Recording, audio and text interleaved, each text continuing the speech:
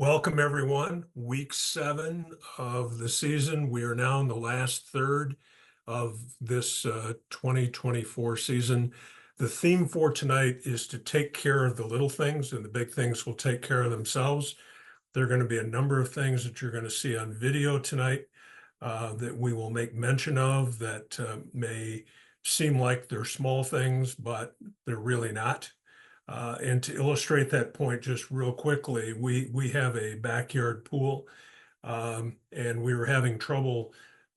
Things weren't filtering right. So we ended up bringing the pool care people out to do a house call. And what it ended up was when they took the filter apart, which is a very expensive piece of equipment, what they found was a small plastic part had broken. And the part that was replaced was like $2. But that one little thing was making the difference in terms of the cleanliness and our ability to stay up on the chemicals for that pool. So that's the illustration. Little things do matter. All right, without further ado, let's go ahead and get started here. We're going to start on the west side of the state. South Christian hosted Zeeland Friday night, a very competitive game. And we're going to start right off the bat with something that we've talked about from time to time. We've got a field goal set up here from about the 15-yard line. Gets blocked. Initially, everybody's really excited. The field goal was no good, and then there's no whistle, and off we go.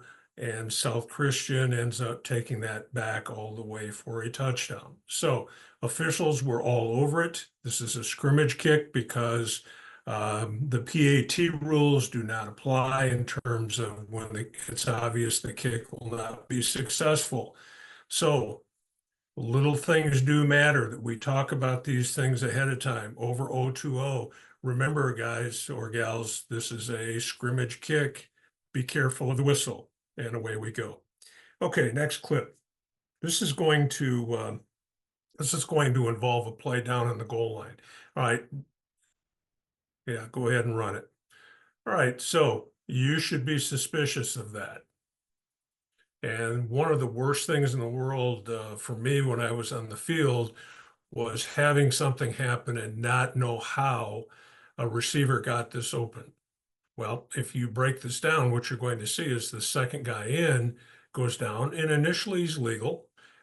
He's potentially a receiver. He's not sought out the defender, but now as the defender moves up to try to cover another player out in the flat, he initiates contact with him with his shoulder.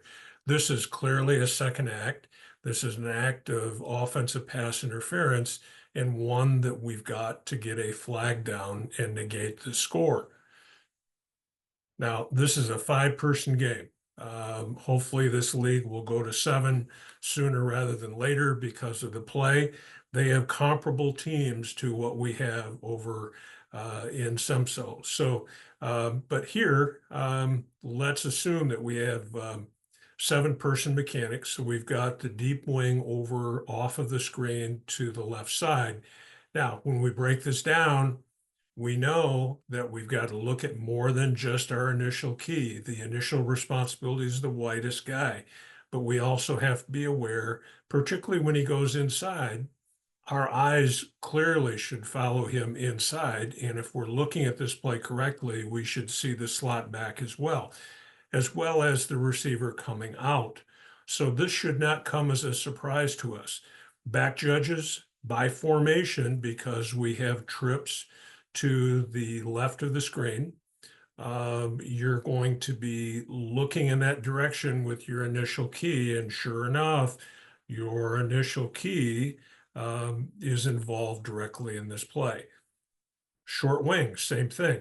You have responsibility for the guy closest inside. All right, you see him coming, you should anticipate this, be looking inside. Potentially, we would have 3 flags on this play, but we have to be alert. We need to anticipate this by our pre-snap routine. I wouldn't put this in the category of being a little thing. I'd put this in the category of being a big thing in terms of our preparation, not only by scouting, but also just by knowing our initial responsibilities as well as what's going on in that zone. All right, next clip.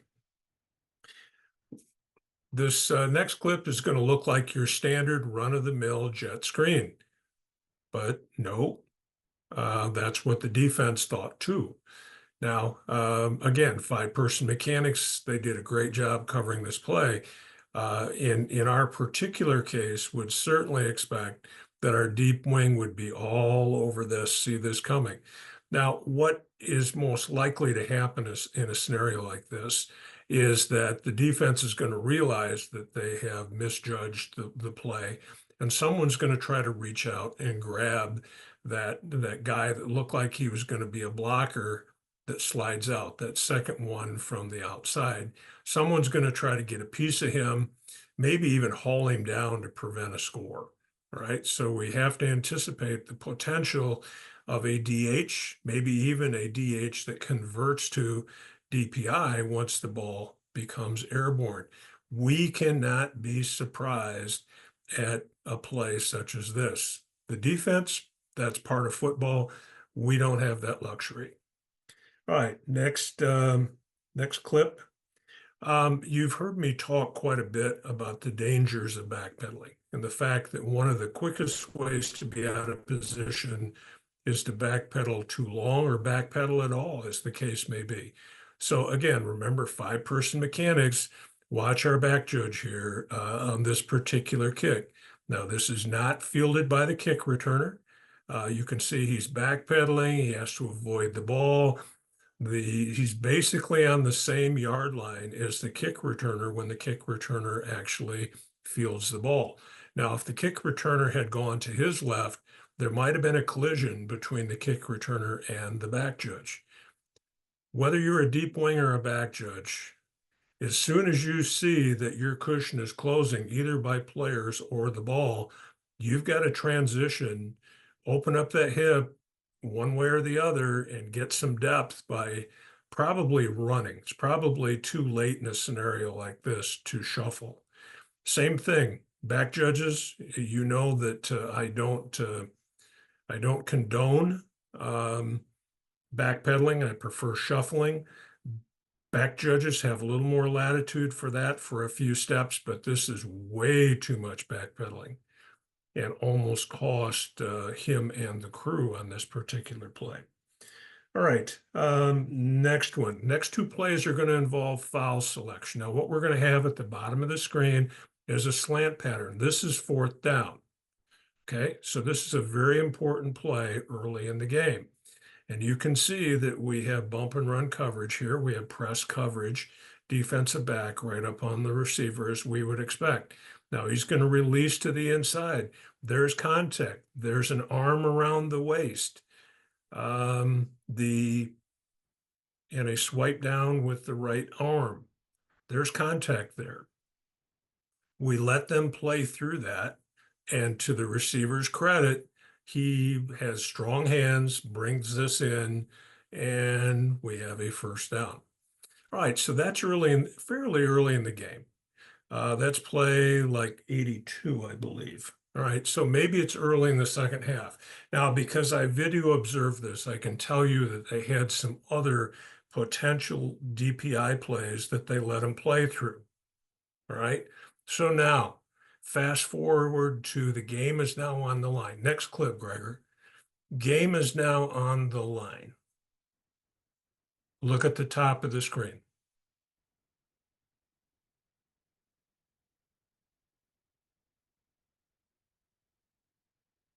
Now, this is a reverse angle from the one that we looked at on the previous clip, but I would tell you that there's very little difference between the play by the defensive back and the receiver on those two clips.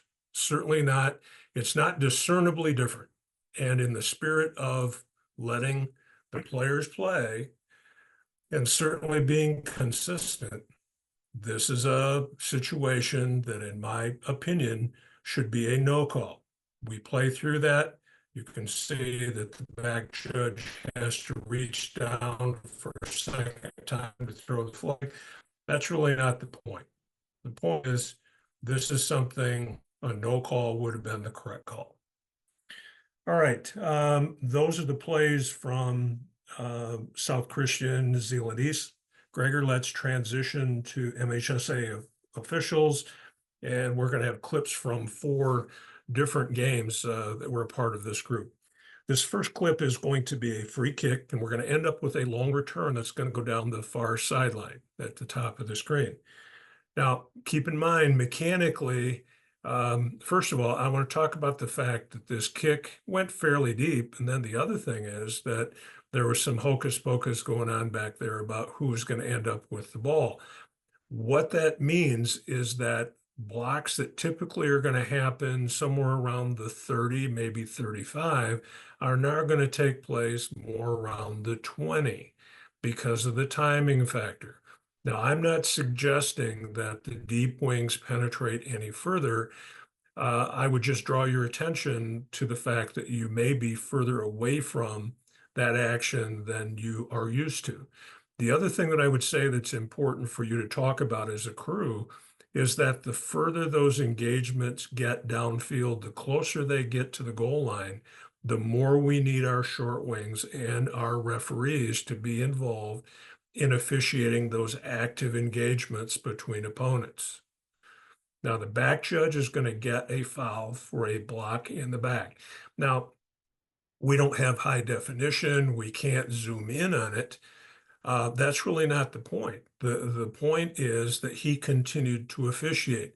The other thing that is significant is that we did not get a flag down from our deep wing. And clearly, this would have been his initial responsibility and his zone. So an upgrade for the back judge, a question for the deep wing in terms of, did you see this action? Were you passing? What was your reason for not throwing a flag? Now, there also was a potential blindside block that is in the same vicinity that happened at about the 10.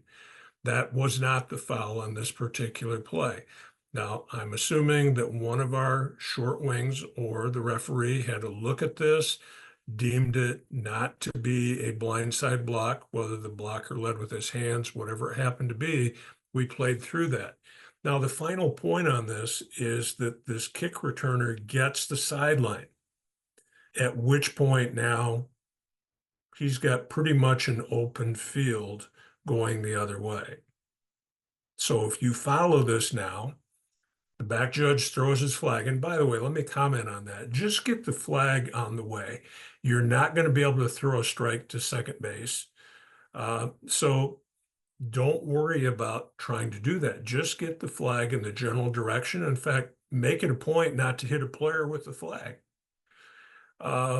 Just make note of where the yard line is, and maybe our short wing can help us with that if necessary at the end of the play. So just get it on its way, and you can see he transitions to running pretty quickly. Our deep wing at the top of the screen does a good job getting back to the goal line. But once again, just want to point out that when we break this down, my question would be, okay, deep wing, what was your opinion on this particular play? You didn't have a flag, so there should be a discussion between you and the back judge in terms of what he has compared to what you did or didn't see. Okay, next clip. We're going to have a field goal attempt here. Now, when we get to the end zone view, we're going to break this down a little bit further, but we have players that are either going through the gap, the A gap or the B gap, but what we end up with is ruling here that we have hurdling. And when we look at the end zone view, clearly a case can be made for exactly that point. And potentially also we may have had a problem in terms of the snapper being fouled. But Gregor, go ahead. And well, the other thing I want to point out is that the back judge throws the flag here for hurdling. Now, that is not his primary responsibility. that if we have a foul there, it should really come from the side judge or the umpire ruling on that. Now, we'll get to that when we get to the end zone view. But the other thing, we have to remember that the back judge primary responsibility is that upright. So before we get too exercised and excited about coming in and reporting a foul, we got to finish this play. See, he's stopping the clock. He really is not concerned or seemingly aware of the fact that we had a kick that challenged the other post. All right, this next clip is going to involve a catch, no catch. Now, we've spent some time on this. We know that to have a catch, we need to have two things. We need to have firm control, and the player needs to be able to do something common to the game uh, if we're going to rule that a catch. Now, if a boundary is involved, obviously they have to have something down in bounds. And if they're going to the ground, they also have to survive the ground.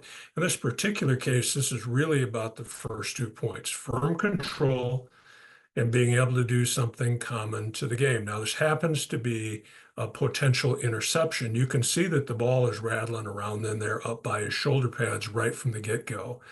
And it comes out, it hits the turf. There's really only, well, I shouldn't say only, but the best person in position to see this ball um, become incomplete is our line judge. And he steps up, comes in, makes an emphatic incomplete signal. Well done. Um, so we'll go on to the next clip, which also involves a catch, no catch.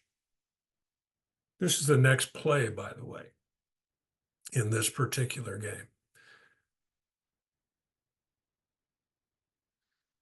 All right, now that one's probably a little bit tougher, a little bit tighter, because it does involve the receiver getting firm control, but he's not able to put it away. The defensive back is able to get in there and rip it out.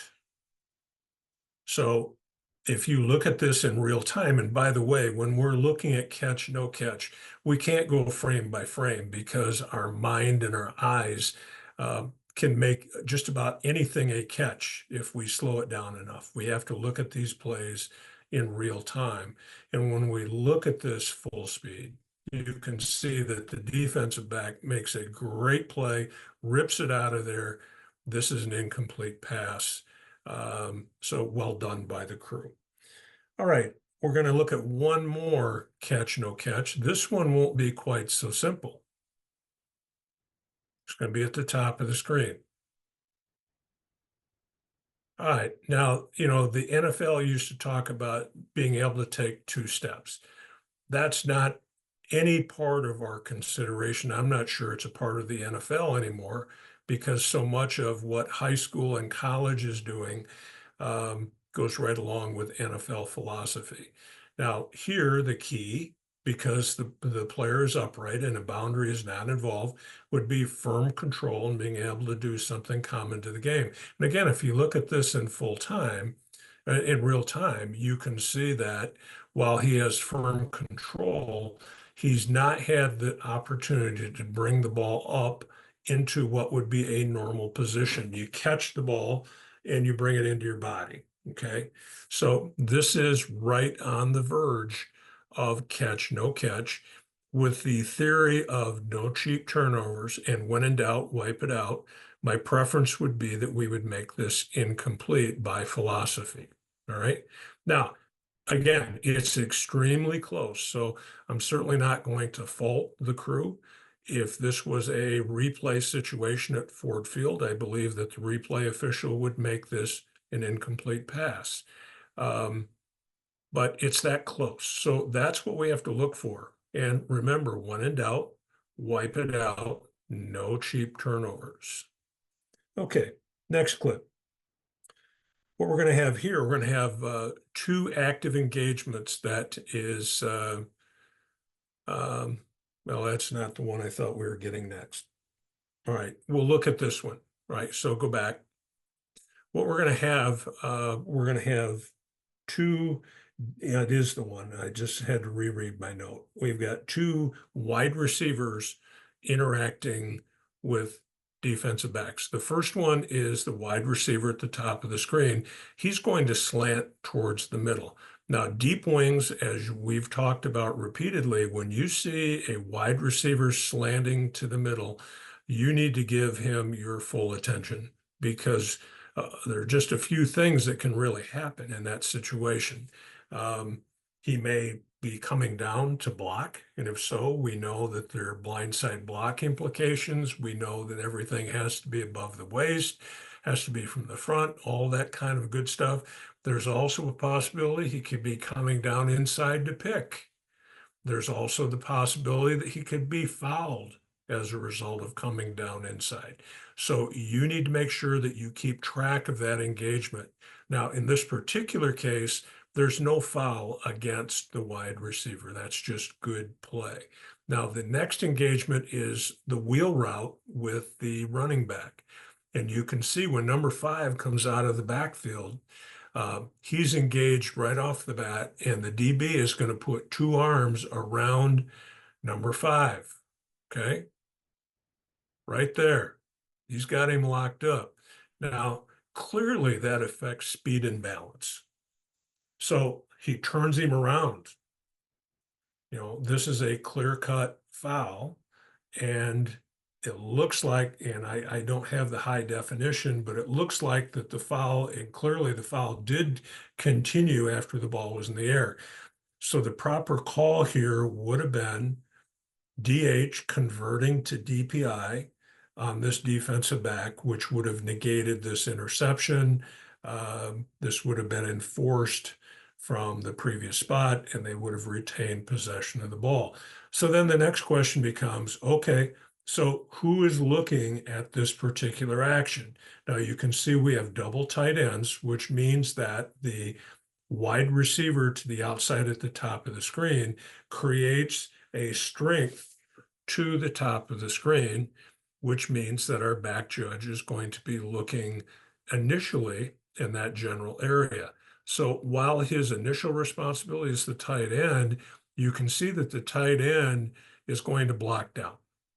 He is not initially involved in the pass pattern. He is pass blocking. So when that happens, then when this first next player, eligible receiver, shows his face, that becomes responsibility of the back judge. Now I can understand back judge also sees this wide receiver coming from the other side of the field. Keep in mind, you have the support of the deep wing at the bottom of the screen that would have responsibility for that particular player. So this is, and by the way, I would not totally absolve the short wing from this, although he feels the need to give ground in the backfield. So obviously he was concerned about this quarterback getting outside. So we'll give him a bit of a pass. But these are the kinds of plays that separate us as crews. And an opportunity here for everyone to learn from this particular play. Okay, next clip. What we're going to have now is our deep wing at the top of the screen is going to assume that this runner is going to be tackled, driven out of bounds, what have you, and essentially sets his feet in concrete, okay? And then the movement is way too late. And we get beat. And of course, this is the type of play going to the pylon that is the reason why we have to be precise in terms of our movement and our reading to try to get down here to lead this play and get to the goal line first. Now, our back judge doesn't get there either. We end up ringing this up as a score. And it looks like probably that's the right decision. But right at the end of the play, look at the player on Team B that questions this decision. Right, so there's a hit, an attempt to knock him out of bounds. It looks like he stays in bounds. He extends the foot. Looks like he's in, well, we can't tell, but it looks like he's in bounds there, and he gets inside of the pylon. Now let it go just a little bit further, Gregor, And after we get the deep wing down there to signal, wait for the player from team B to come up and say something to the deep wing, right there. It's like, hey, wait a minute, didn't he get knocked out of bounds? All right, now contrast that if we do read and react properly and we're at goal line extended when that play happens and we ring it up. Are we going to be questioned on that? Probably not, right? Now, the most important thing, of course, is we get it right, but I'm going to tell you that our accuracy goes way, way up when we perform mechanics correctly. So, another play to learn from. Okay, next clip. We're going to get a jet screen out here to the top of the screen. We're going to have two blocks. So let's talk about the one furthest to the sideline first. So back that up, Gregor. Now, we know that this first block is going to be the primary responsibility of the deep wing at the top of the screen. So go slow.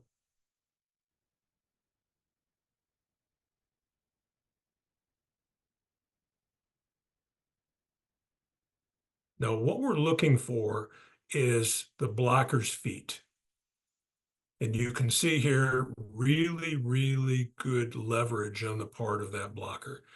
That is action that we're going to recognize as being legal. It's not pristine by any means, but clearly at the time when the runner is going past, leverage has been maintained. All right, so back it up a little bit further. Now the next active block is going to initially belong to our back judge. As soon as the deep wing clears the first block, his responsibility is to check down to the next active engagement, which is going to be near the hash mark. So let it run, Gregor. Right about now, I would release that, and now I would look to the inside. Now, once again, that player, number one, had really good leverage. Again, not necessarily precise mechanics there on the block, but clearly he is in a position with good feet. This is not action we want called as a foul. Now, you'll notice that both the back judge and the deep wing pass on this action. This flag comes from the short wing, all right? So at the end of this play, this should be a conference between three officials.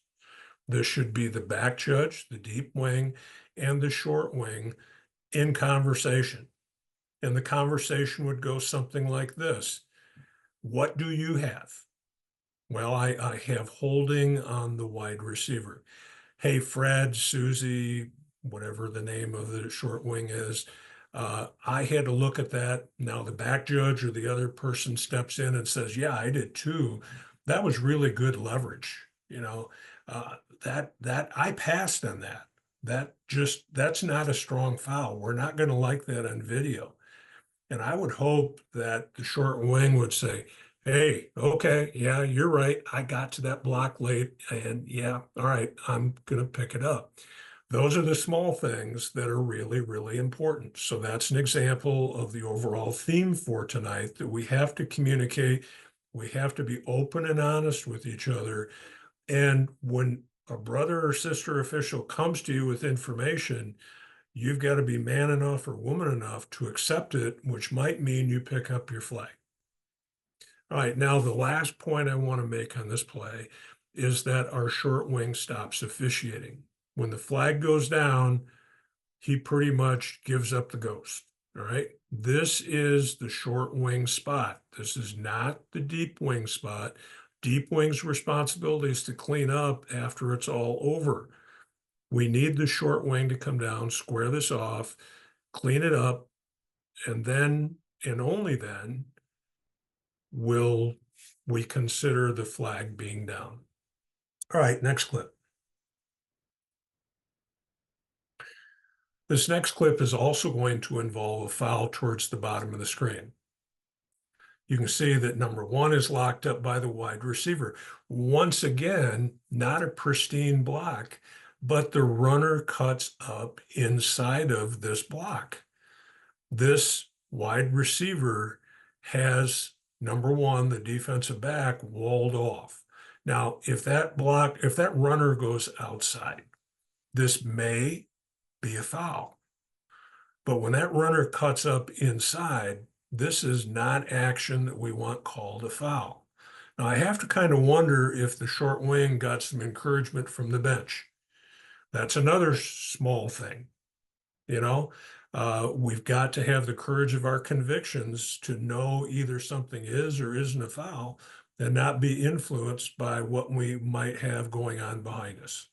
All right. So this is not a foul that we want called. Okay, next clip. This is really great awareness by our deep wing. You can see you've got a photographer down right next to the sideline. He was aware of that. Good that he got that photographer out of there. Now, he or she didn't move that far. I'd like to see that person back up closer to the track, but at least we had a clear roadway if we needed to go that far. This is great awareness, pre-snap awareness of what was going on behind the deep wing, and we got it cleaned up. Good job. All right. We couldn't have a meeting if we didn't have a short kick situation come up. Now, this is clip 71. So this is probably towards the end of the first half. So, it's not one of those that we're going, all right, this is probably going to be a short kick. But our theme for several years has been what? Every free kick is a short kick until it's not. So we can't be surprised when something like this happens. All right. Now, the first thing I want to point out is that before this thing ever gets settled down, our back judge at the top of the screen just keeps right on sprinting in there. All right. That's a good way to get absolutely shellacked if players end up coming that way. The other thing is we need to let everything calm down before we come in and make a decision. Now, this spot belongs to the short wing at the top of the screen.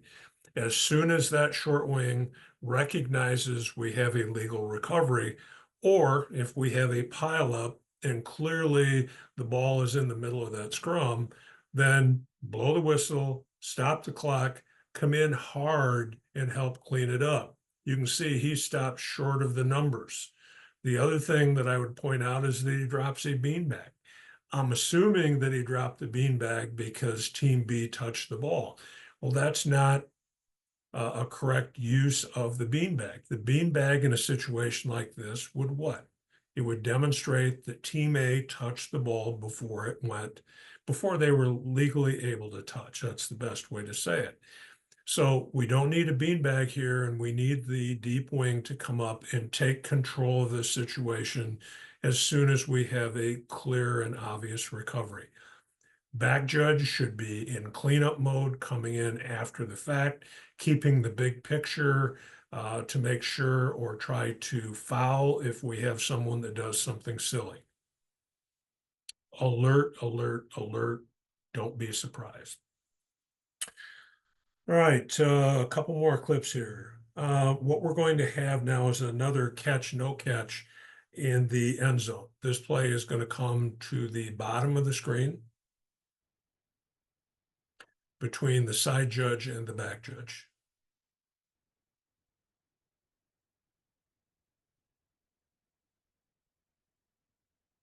All right, now the first thing, if you've worked with us as far as mechanics through the summer, you know that the first job of the deep wing is to remain stationary at the goal line until the back third of the end zone is threatened. Now, that's fairly close. That's probably 5-6 yards beyond the goal line. The reason why we do that is to keep you stationary first and foremost. But the other thing is distance is your friend. And the closer you get to action like this, the more difficult it's going to be for you to make important decisions in terms of is a foot or some body part down in bounds? Do we have firm control of this ball? He's going to have to survive the ground because of the fact he's going to the ground, and you can see the ball does come out, but we're on the move. And I'm going to give this gentleman credit and say that he saw it hit the ground and made the right decision. But it certainly would have been an easier play for us to handle had he remained stationary at goal line extended. Now you'll notice, I don't know what that person is doing at the goal line pylon. I assume that's a person. I don't know what else that would be. All right. No way, absolutely no way should we start a play with a person in that position. All right. Should be back, that dotted line is actually where the back edge of the white should be.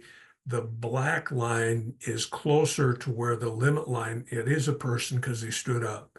The black line is closer to where the limit line would be. You need to start back there by the black line.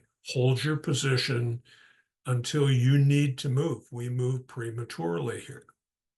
Now, we have the good fortune of getting the play right, which is nice, but mechanically, we will do much, much better with our accuracy if we perform the mechanics correctly. The other thing I want to point out is clearly the back judge should have recognized that this pass was not going to threaten the goal line, and his position should be on the end line, providing support from ahead of this action rather than behind it or even with it. He is not going to be really of any help on this play. If he was on the end line, perhaps he would have a look. We'll be able to see this ball come out eventually out of bounds, out of the receiver's hands.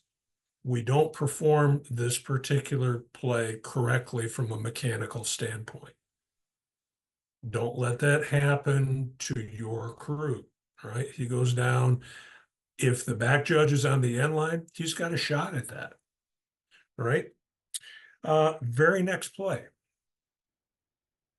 This is a play that's going to go to the top of the screen. Now, first of all, we're starting at the 5 and we immediately back up to the goal line.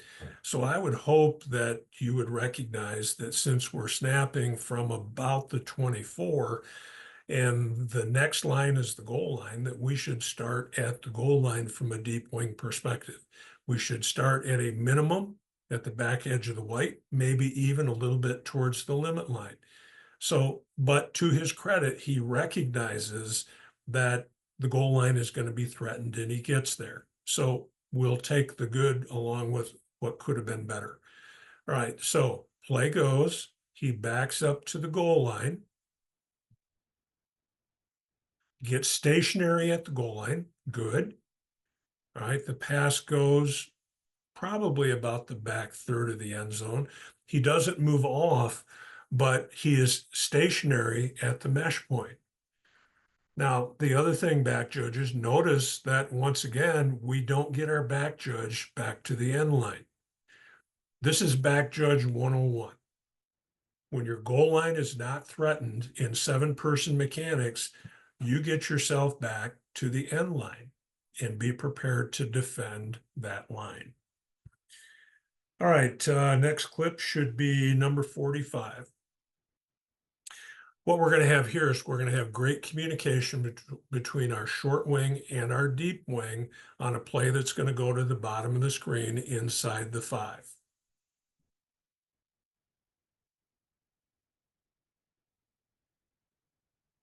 Okay, clearly not a touchdown. We know that for sure.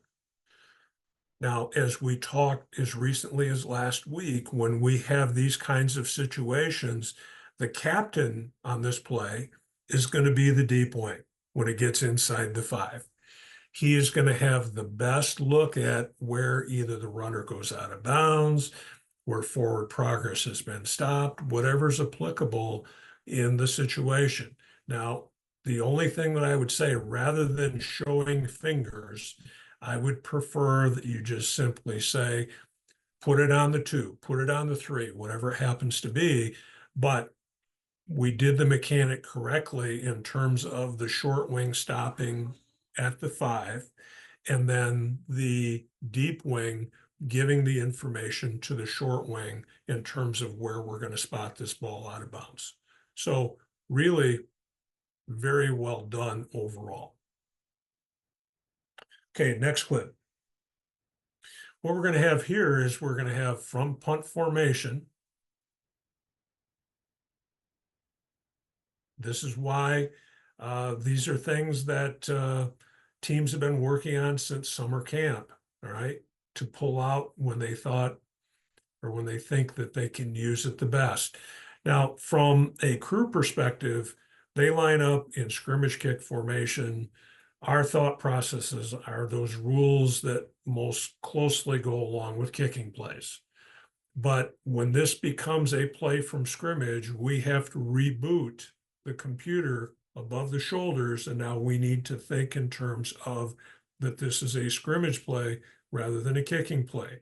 So all those blocking rules go into effect, and line to gain is involved, all those sorts of things. Now, from a deep wing perspective, when you see this breakdown, first of all, you've got to respect this player that's going wide, that's at about the 18-yard line. I wouldn't come beyond that player until it's clear. Well, number one, I would not go past him until the play was over unless there was something really important that happened ahead of that. And then I would count on the back judge picking me up at this particular point. However, from a distance, I am looking as a deep wing at potential fouls that may occur. For instance, the player in the white shirt that's standing at about the 35-yard line potentially could have executed a block of some sort, whether it be a blindside block, whether it be a block below the waist, holding, what have you. He chooses not to get involved for whatever reason. And so there really isn't anything in particular for the deep wing at the bottom of the screen to do other than to help clean this up after the play. But again, we have to reboot when we don't get what we expect is going to happen. Just like in that play when we thought we were going to have a jet screen and one of what we thought was going to be a blocker ran a go route, a fade route. We have to be prepared to deal with that. All right, this is the play that I want to talk about from a field goal extra point point of view. Now, the first look, you'll notice that we have a whole bunch of defensive players towards the top of the screen, and you'll see that our deep wing is actually on the weak side of the defensive formation. So flip it now to the end zone view. As we get later in the year and potentially a PAT or a field goal being blocked or missed becomes more important, teams are going to be more desperate, and they're going to try things that they only thought or they talked about during summer camp. So we need to make sure from a side judge perspective that we get over to the strong side, which is to the right of the umpire.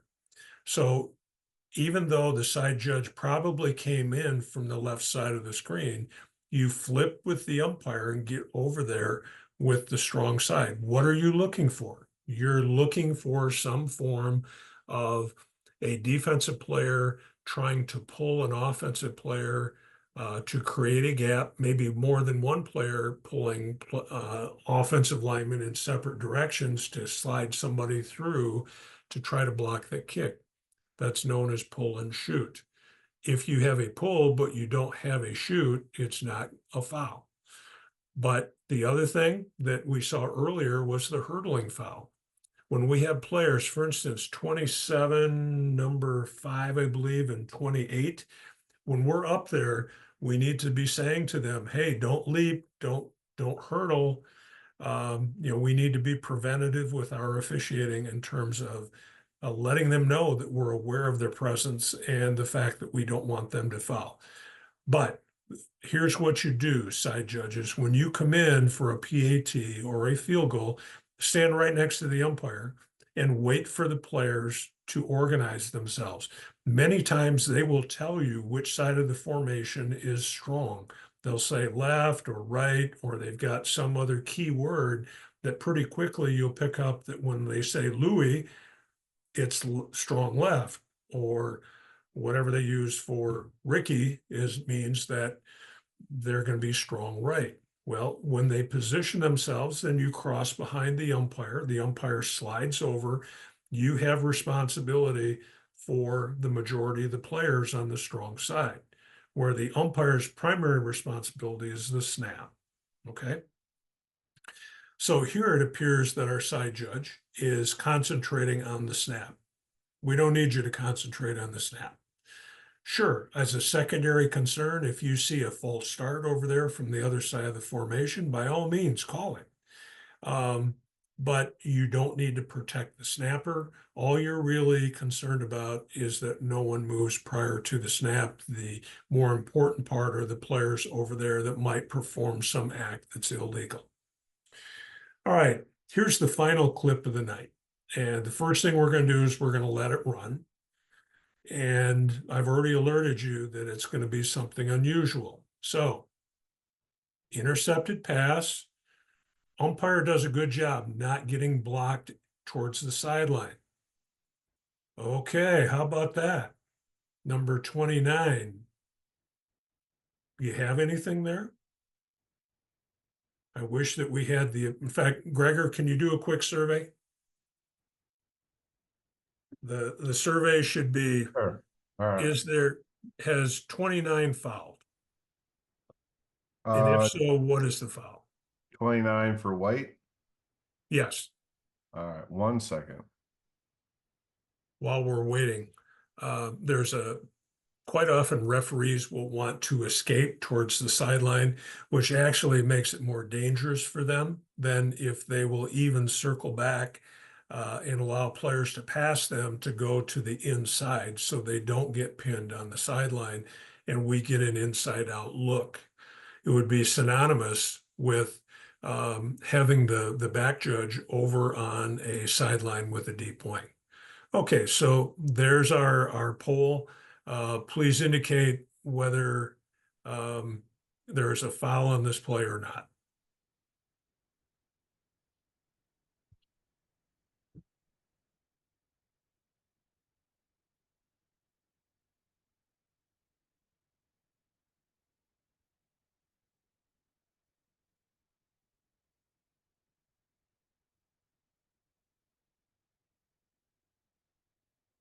How are we doing, Gregor?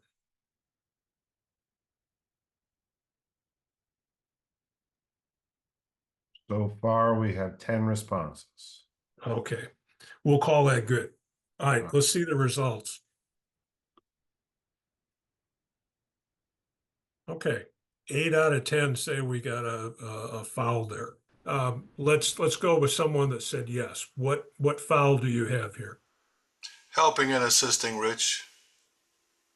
Yeah, this is Yeah, what we have is the runner actually lost his balance. It looks like he's just about ready to hit the ground when, with the additional support from number 29, was able to maintain his balance, maintain from hitting the ground, and carry him into the end zone.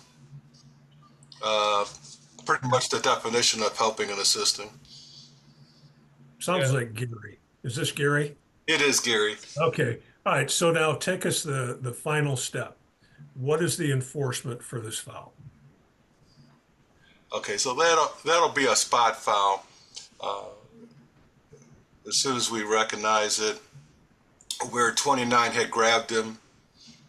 So it would be a 5-yard penalty from the spot of the foul where the official deems the support was, which looks like the 3-yard line. Okay. So Team B is going to retain possession of the ball after enforcement of a 5-yard foul for helping the runner. Now that'll be an interesting announcement. So Gary, since you already have the audio open, give us your announcement of this foul. Yeah, I would say something along the lines, after the interception, illegal helping and assisting of the runner, 5-yard penalty from the spot of the foul, first down. Good. Good. The only other word that you might insert in there is during the return. Oh, okay, yeah. Yeah, but you got the key points.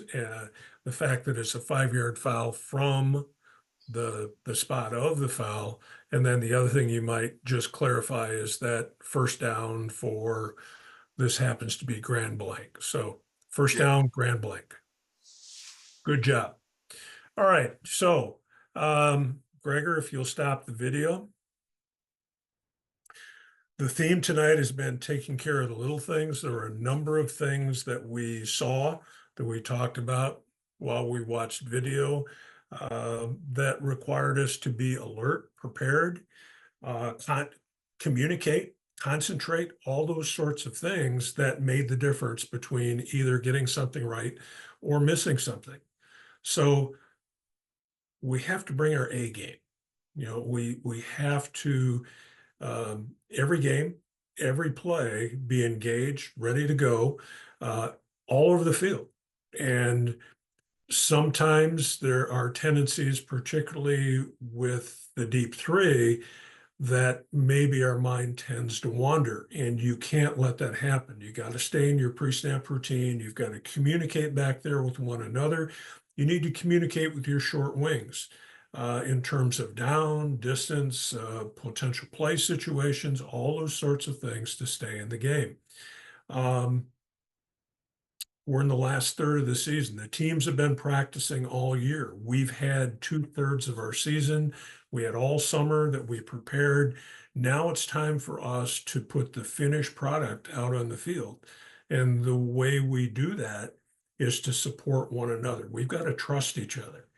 When something comes up and you've got information, you got to be man enough or adult enough to come in and say, you're not going to like that foul on video.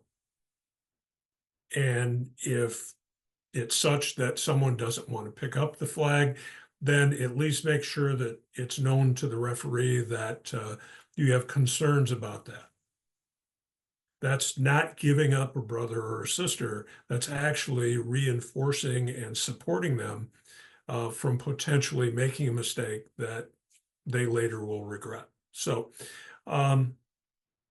big games, big games call for big time officials, and we will continue to prepare and to be ready to go and give every game, regardless of the competitiveness of the game and the competency of the players, we'll give it our best effort beginning to end. So thanks for tuning in tonight, whether in person or reviewing the recording of it.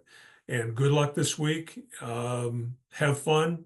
And just remember, it's always more fun when you do it well. Good night, everyone.